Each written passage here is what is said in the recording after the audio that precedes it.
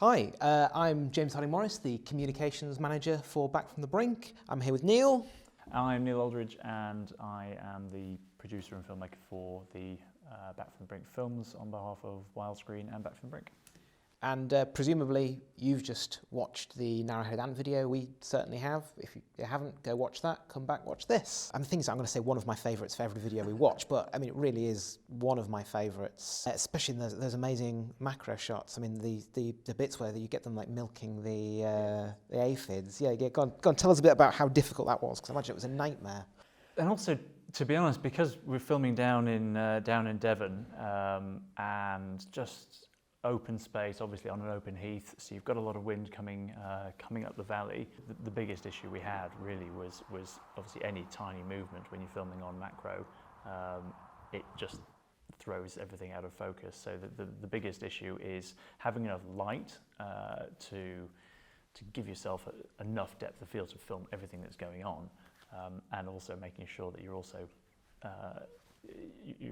not getting impacted by the wind. So it's a combination of trying to film on the right days, looking at the weather, but then some of these small little trees that you can see in the film that Sophie talks about there.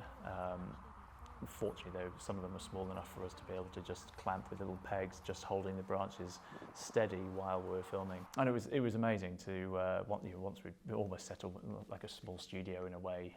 Again, just all this is done in situ. None of this has been taken away and done in a studio or elsewhere, so we had to take the studio to the nature reserve in a way, and watching that relationship between the aphids and the ants. I didn't expect, to be honest, to be able to actually film as much of it as we did, but once you find one really active tree close to a nest, I spent several hours with them on several occasions, on several days, and I almost got obsessive with it. But macro is great and static shots are great, but trying to get some camera movement in there as well, getting the camera moving around the ants, that was a priority for us as well. And also slowing down the action, filming some of that in slow motion as well, just so you can really pick up, particularly when the ants are sort of tickling the tops of the aphids, and that interaction. A lot of it's happening so quickly that you just don't get to see it if you were watching it in real time. I love that little that bit of the one aphid that there's no ant attending, and it just goes whoop. It was very strange, and I'd noticed it was getting full and it was starting to lift its abdomen off, and I just framed up on it quickly just in time. But it's just the little kick, but it's the fact it holds its leg there longer than it needs to. It's like a deliberate movement, just going, well, you guys didn't want it? I think whenever I've shown it to anyone, it always raises a smile, that bit. I mean, is that why you included it? Just this... Yeah, absolutely. It was one of those things that I shot it, and obviously then the team around me with, so Anna Roberts, our director, and Tom, our editor, they made the decision to sort of put it in the initial cut, and when we looked at it, it was just, you're right, there were certain things that just make you smile, and obviously I'm sometimes too close to these things as well. I remember the moment fondly, but also do other people have that same reaction? And fortunately people did, and it's one of those editorial choices that you've got to test out, see how people react to it, and unfortunately people seem to like it. It is you don't want to over anthropomorphize, but people do see humour in it and do read into it, which there's nothing wrong with that. So the bit with the ant rescuing its nest mates, I think there's different layers of interpretation you can place on that. Absolutely. It was, look, that wasn't planned. That was one of those things that if you spend enough time out and about, and if you spend time with the species, you see things, and you're very lucky. And then there are obviously some things, like with the aphids, we knew that was behaviour that we had to go and shoot, and we planned it. But the spider sequence was something that I just I chanced across just by being there and enough and watching. And this wasn't a sequence that was created using a number of different ants. As far as I could see, what it was trying to do was to cut the guidelines on the web, and also one thing I wasn't able to capture, it did actually rush in and scare the spider off as well, and was very interested in the ants that had been caught by the spider already, which were unfortunately already dead. But it was all one ant, and it seemed like brave behaviour. It seemed like to me that there was an awareness there of the threat to its fellow ants. But one thing I know is that people are often wary of attaching these kind of values. It's impossible to know. Of course it is. But yeah, it was fascinating to see, and it's like I said, it's part of that. It's sort of part of the intricate nature of being a sort of a wildlife cameraman, is that sometimes you just get lucky to see things like that don't just look good on camera, but actually just make you, in a way, reassess your understanding or your perceived understanding of the natural world. It's made me look at ants in a different way. Yeah, I mean, I must admit, I saw that, thought that was fantastic. I've been doing a little bit of reading about ants and so on, and obviously there's not a lot of work been done on narrow-headed ants specifically, but in other ant colonies, when ants die, they release, because a lot of ants is chemical communication. Yeah. When ants die, they release something, and other ants go, oh, my colleague or sibling has died, and they take them to often like a funeral area, a mortuary area of their nest. And it could be that the ant was picking up on those chemical signals and responding to it. But I mean, that's it. But to have rushed in and tried to do it in the face of a spider, which is several times the size of it. You see in the film, just you've got 3 or 4 ants, and not even they're not as big as the actual spider itself. So to have gone in to try and actually assess the situation and find out what was going on with those, like you said, the chemical symbols that it was picking up on. It was fascinating. I think also what you say about you had a kind of respect for ants, and you've gone and you've found out kind of deepened that with it. I think the great thing about the narrow-headed ant is that it hasn't really been filmed before. It's barely even been photographed before. Back from the Brink has been a great opportunity to kind of shine a light on this species that has just been overlooked, really.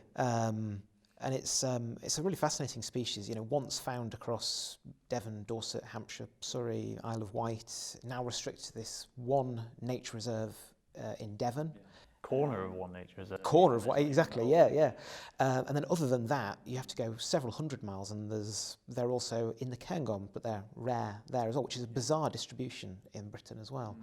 And I think the film shows really well that kind of the isolation of that nature reserve, because whereas that nature reserve is managed really, really well for the narrow-headed ants, and as you say, in that corner of that reserve there are more than 100 nests. If you go onto the edge of the reserve, they're spilling out onto the roadside verge there. But then you've got 2A roads and it's a clay quarry, I think. It is, yes.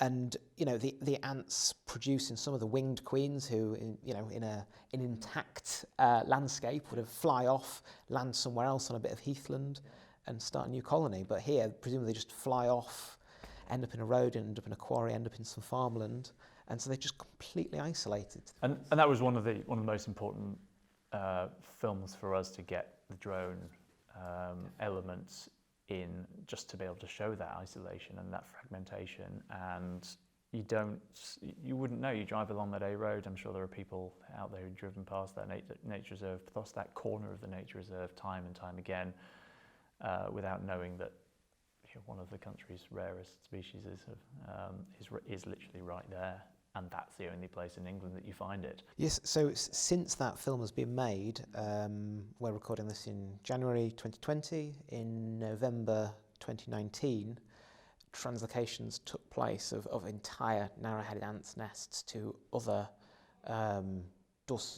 Devon Wildlife Trust sites nearby. So obviously it's going to take time to work out whether those translocations have been successful. It's going to take more time for those nests to start producing their own queens, but these are the very sort of first steps in the direction of bringing this ant back into the wider countryside, which is fantastic. Yeah, it's absolutely great news. They're an incredible species to spend time with.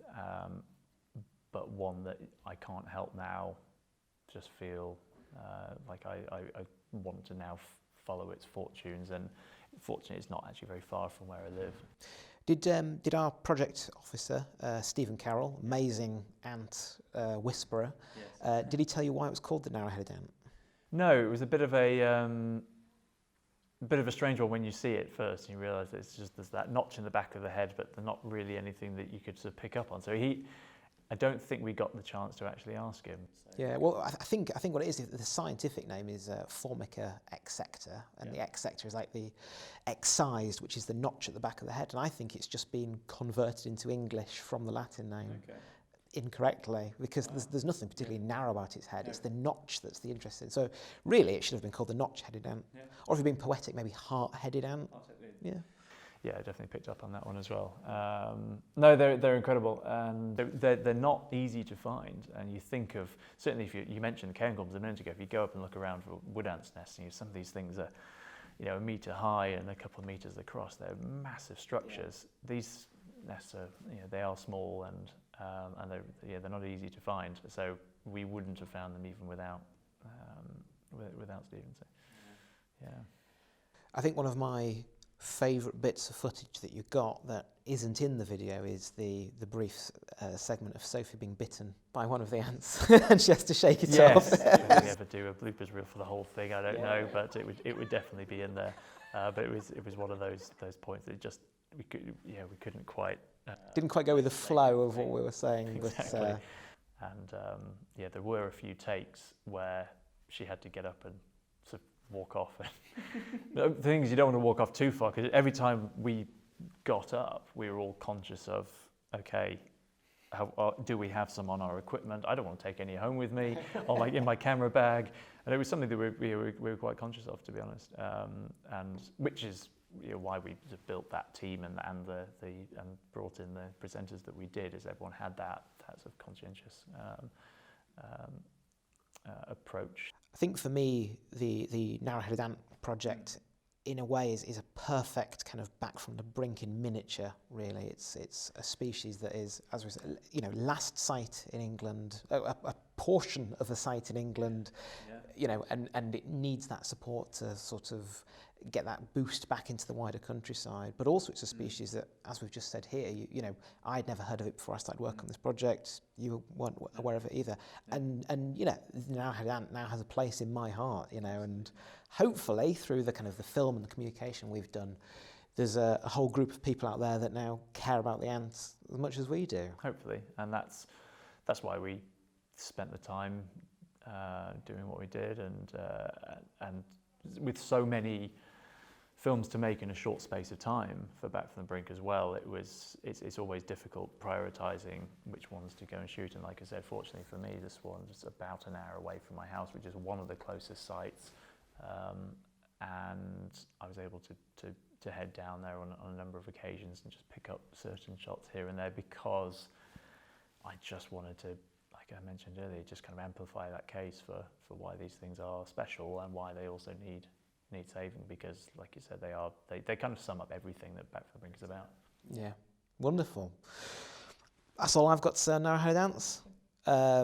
Smash that like button and subscribe. I'm going to say that on every single one now.